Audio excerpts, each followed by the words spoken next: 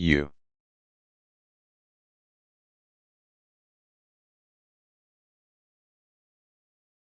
held terrorists who had participated in the 1993 World Trade Center bombing.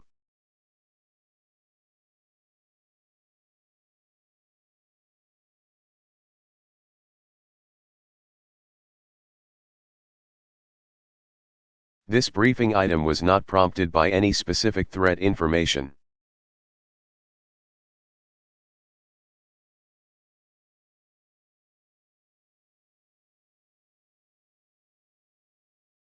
And it did not raise the possibility that terrorists might use airplanes as missiles.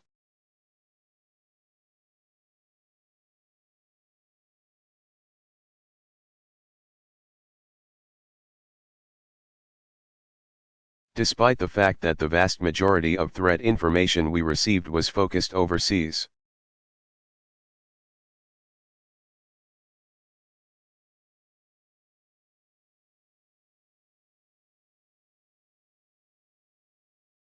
I was concerned about possible threats inside the United States.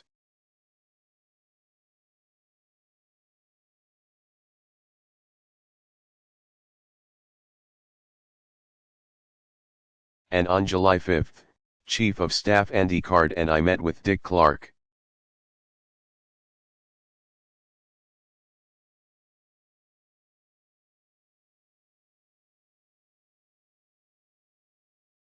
And I asked Dick to make sure that domestic agencies were aware of the heightened threat period and were taking appropriate steps to respond.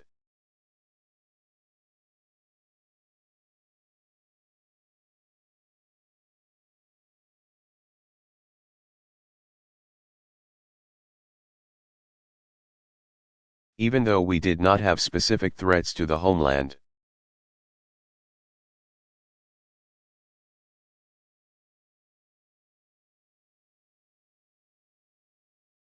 Later that same day, Clark convened a special meeting of his CSG, as well as representatives from the FAA Verify Federal Aviation Administration.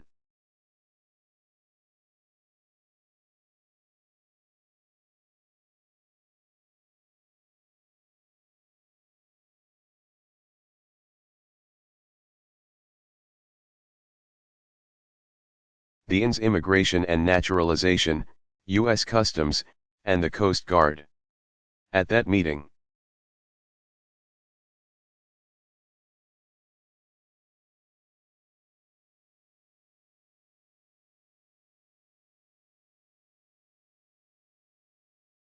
these agencies were asked to take additional measures to increase security and surveillance.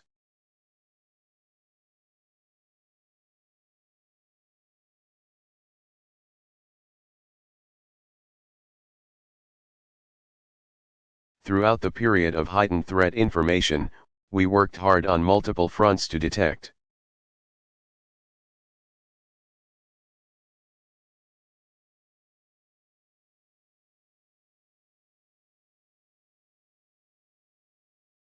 protect against, and disrupt any terrorist plans or operations that might lead to an attack.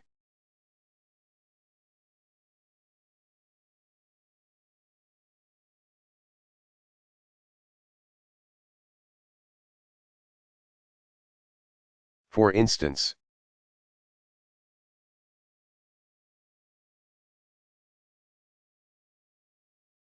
the Department of Defense issued at least 5 urgent warnings to you.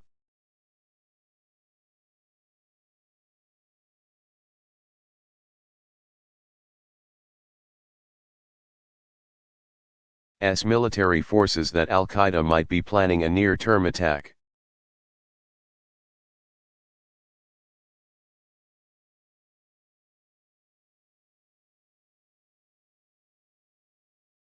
And placed our military forces in certain regions on heightened alert.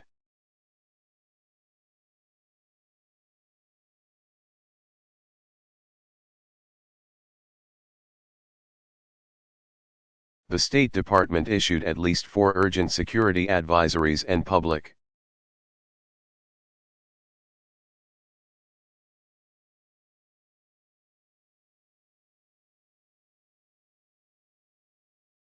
Worldwide cautions on terrorist threats, enhanced security measures at certain embassies.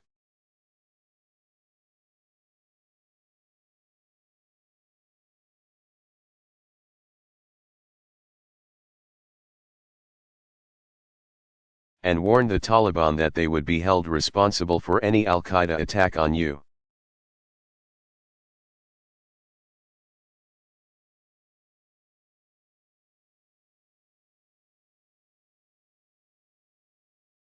S. Interests.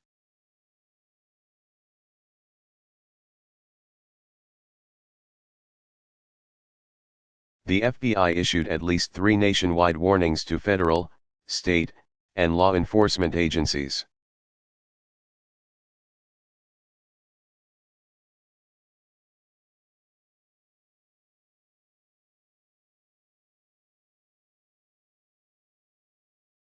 And specifically stated that, although the vast majority of the information indicated overseas targets,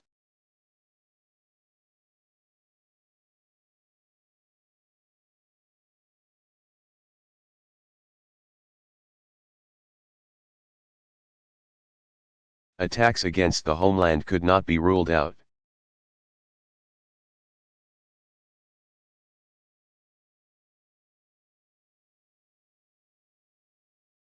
The FBI tasked all 56 of its U.S.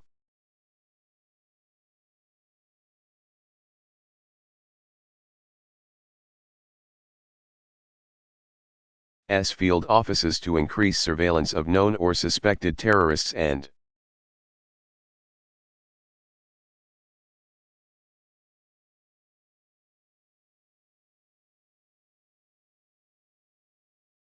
reach out to known informants who might have information on terrorist activities.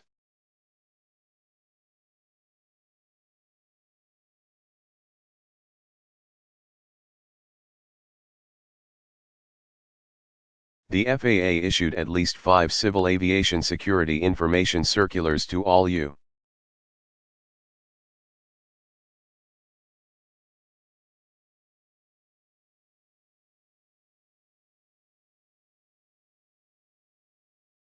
airlines and airport security personnel, including specific warnings about the possibility of hijacking.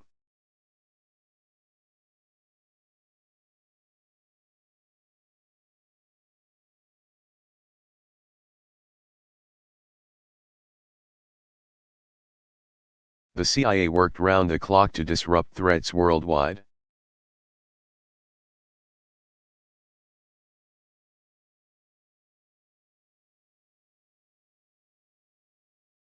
Agency officials launched a wide-ranging disruption effort against Al-Qaeda in more than 20 countries.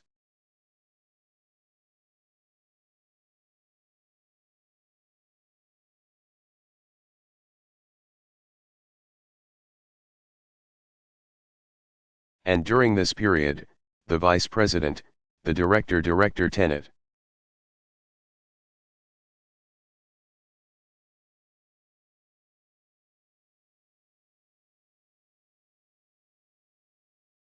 and members of my staff called senior foreign officials requesting that they increase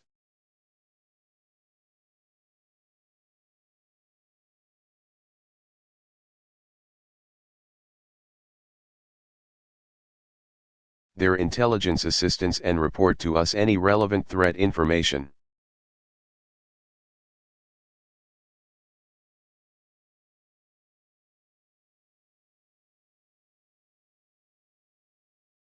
This is a brief sample of our intense activity in the high-threat period of the summer of 2001.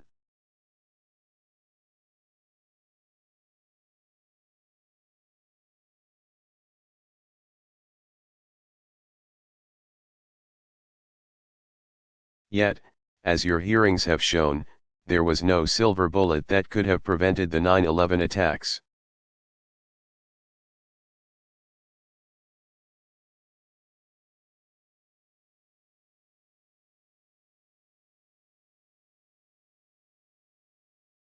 In hindsight, if anything might have helped stop 9/11, it would have been better information about threats inside the United States.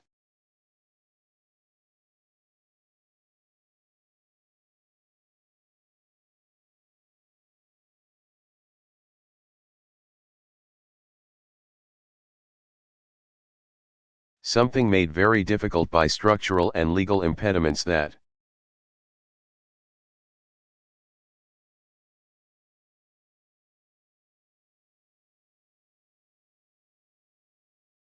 prevented the collection and sharing of information by our law enforcement and intelligence agencies.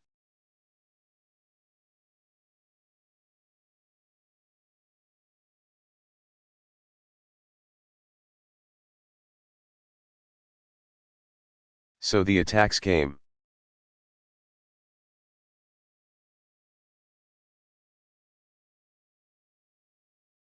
A band of vicious terrorists tried to decapitate our government.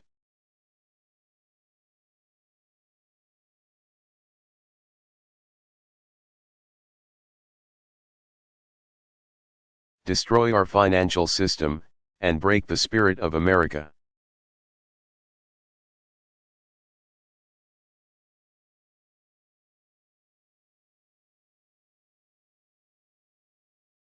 And as an officer of government on duty that day, I will never forget the sorrow and the anger that I felt.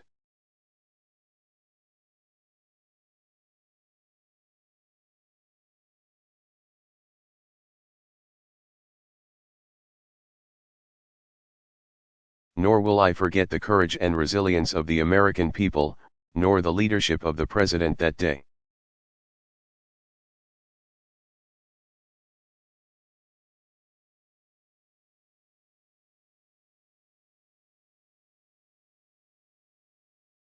Now we have an opportunity and an obligation to move forward together.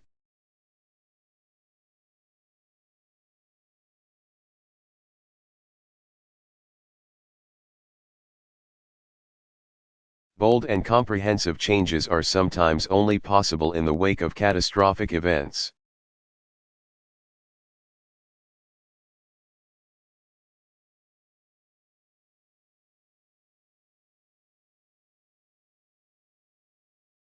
Events which create a new consensus that allows us to transcend old ways of thinking and acting.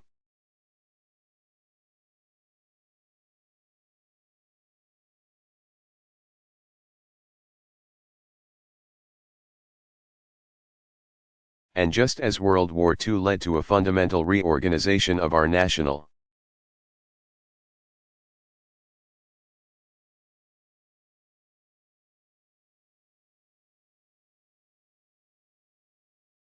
defense structure and the creation of the National Security Council,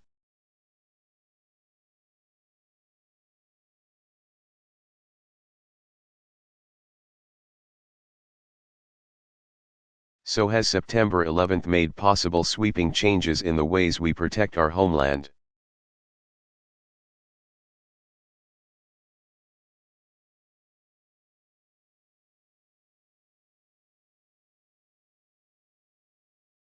President Bush is leading the country during this time of crisis and change.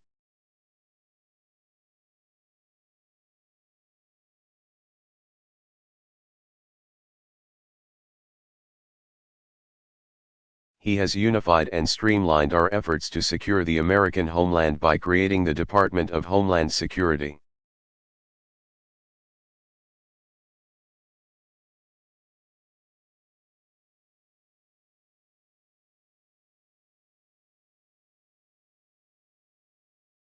Established a new center to integrate and analyze threat information, terrorist threat information.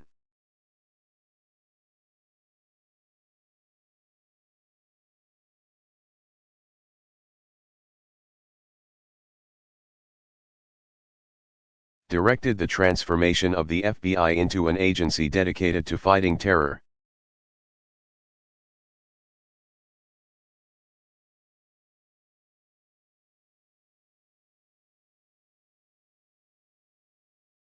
Broken down the bureaucratic walls and legal barriers that prevent the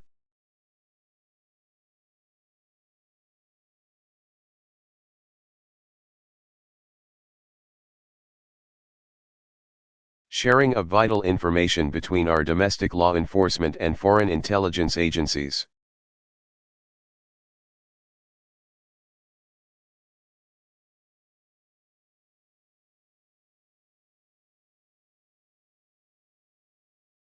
And, working with the Congress, given officials new tools, such as the Patriot Act, to find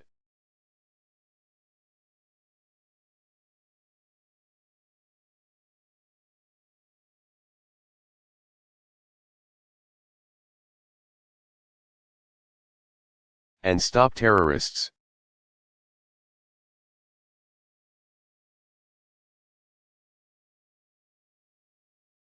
And he has done this in a way that is consistent with protecting America's cherished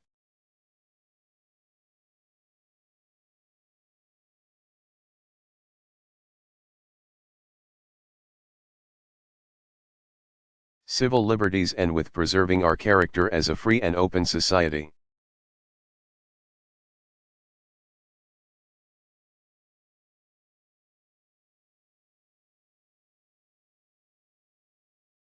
But the President recognizes that our work is far from complete.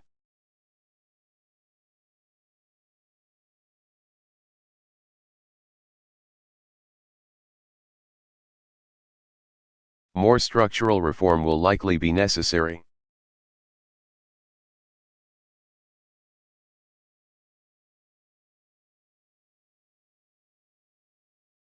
Our intelligence gathering and analysis have improved dramatically in the last 2 years.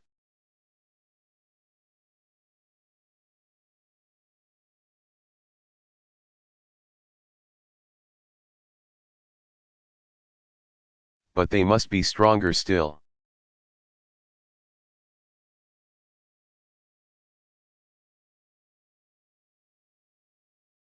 The President and all of us in his administration welcome new ideas and fresh thinking.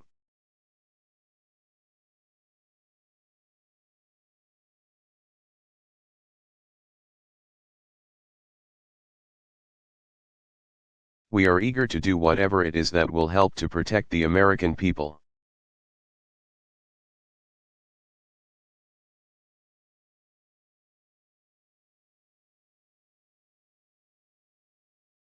And we look forward to receiving this Commission's recommendations.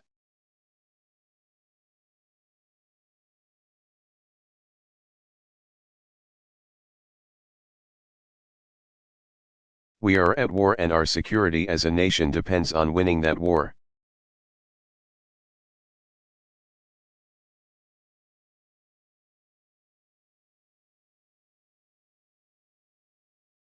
We must and we will do everything we can to harden terrorist targets within the United States.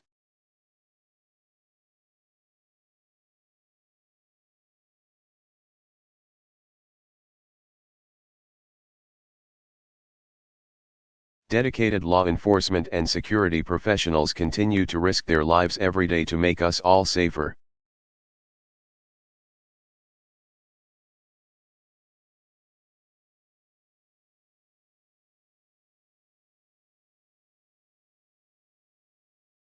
And we owe them a debt of gratitude.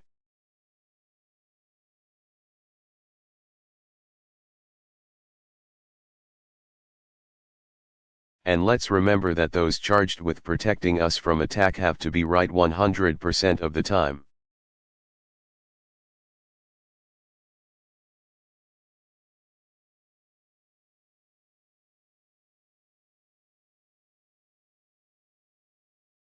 To inflict devastation on a massive scale, the terrorists only have to succeed once.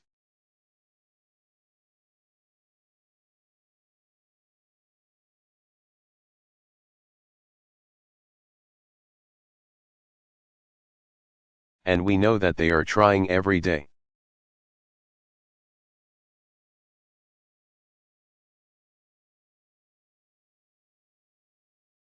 That is why we must address the source of the problem.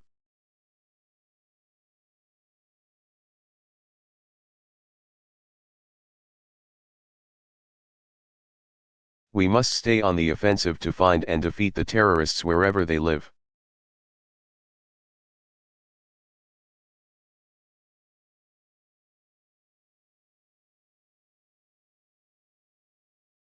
Hide, and plot around the world.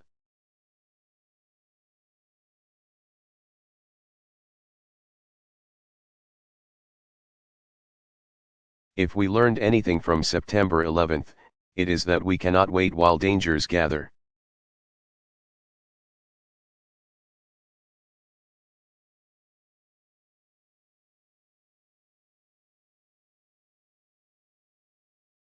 After the September 11th attacks, our nation faced hard choices. We could fight a narrow war against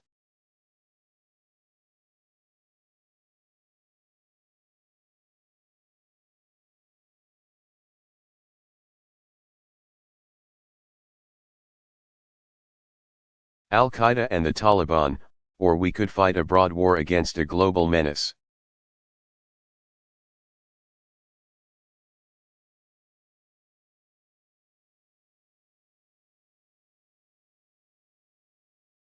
We could seek a narrow victory, or we could work for a lasting peace and a better world.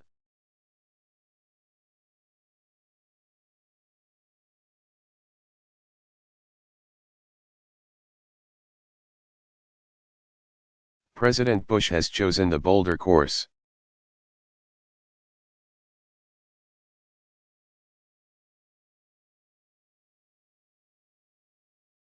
He recognizes that the war on terror is a broad war.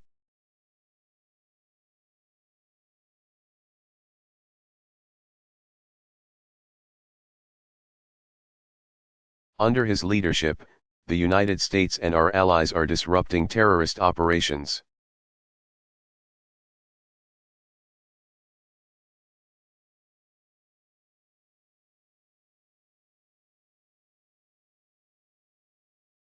Cutting off their funding, and hunting down terrorists one by one. Their world is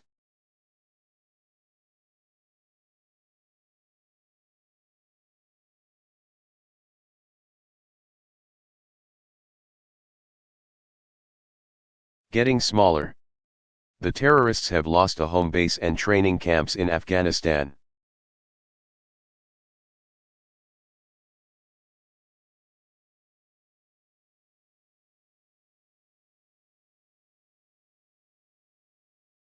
The governments of Pakistan and Saudi Arabia now pursue them with energy and force.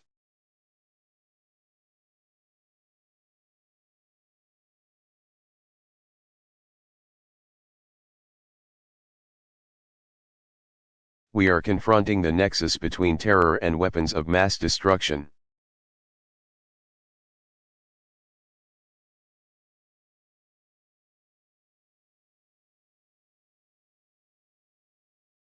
We are working to stop the spread of deadly weapons and to prevent them from getting into the hands of terrorists.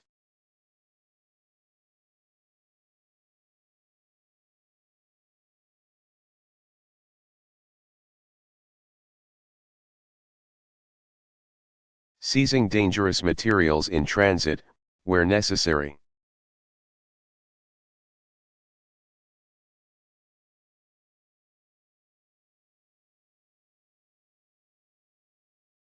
Because we acted in Iraq.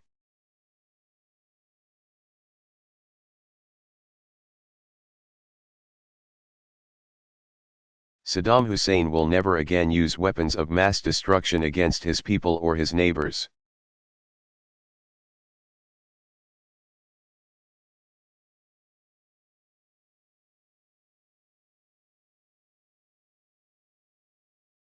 And we have convinced Libya to give up all of its weapons of mass destruction related programs and materials.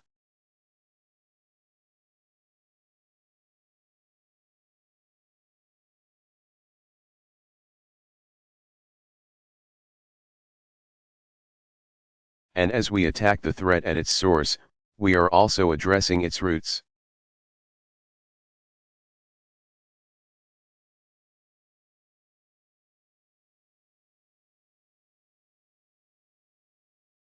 Thanks to the bravery and skill of our men and women in uniform, we have removed from power two of the world's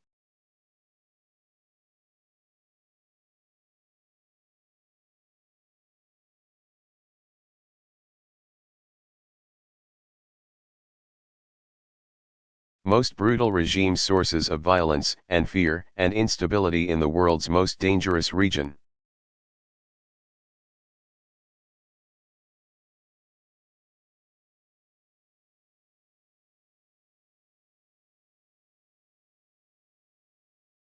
Today, along with many allies, we are helping the people of Iraq and Afghanistan to build free societies.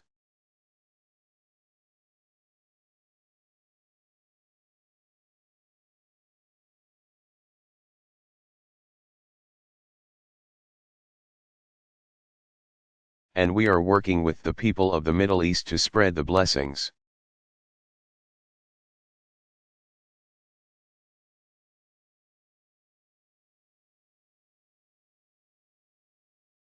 of liberty and democracy as alternatives to instability and hatred and terror.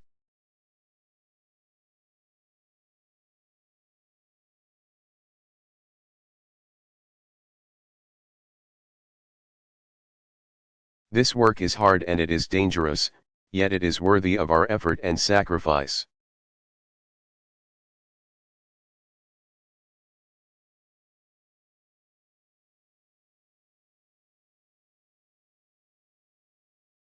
The defeat of terror and the success of freedom in those nations will serve the interests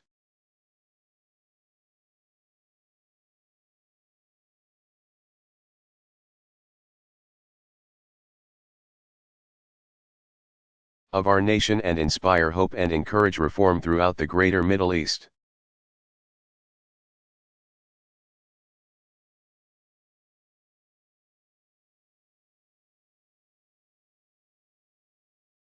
In the aftermath of September the 11th, those were the right choices for America to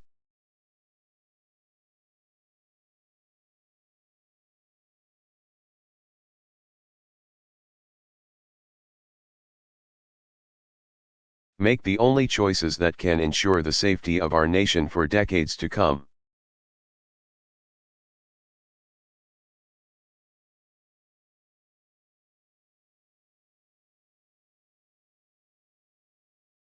Thank you very much.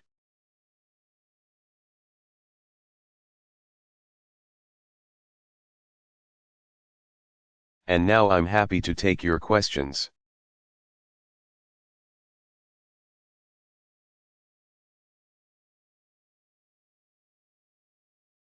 David McCullough.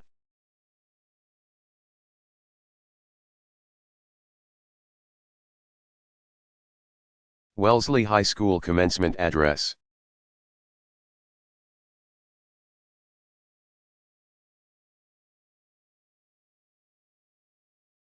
Delivered June 1, 2012.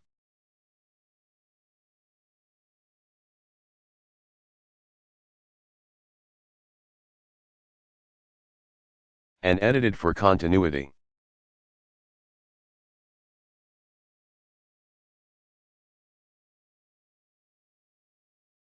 Dr.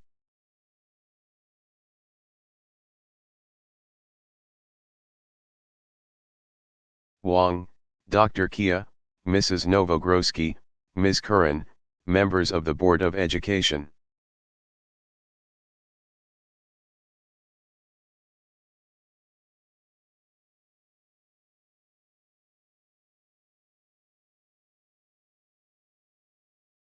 Family and friends of the graduates, ladies and gentlemen of the Wellesley High School class of 2012.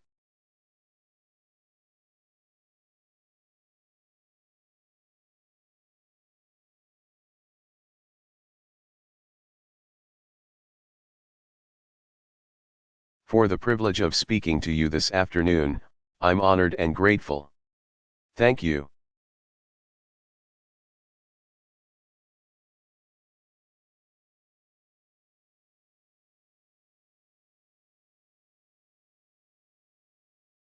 So here we are, commencement, life's great forward-looking ceremony.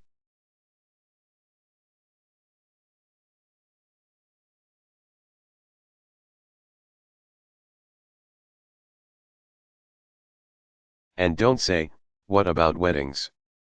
Weddings are one-sided and insufficiently effective.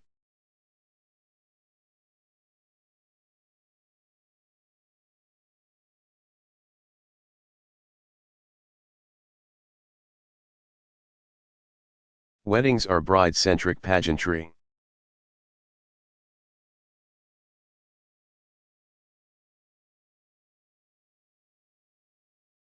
Other than conceding to a list of unreasonable demands, the groom just stands there no stately.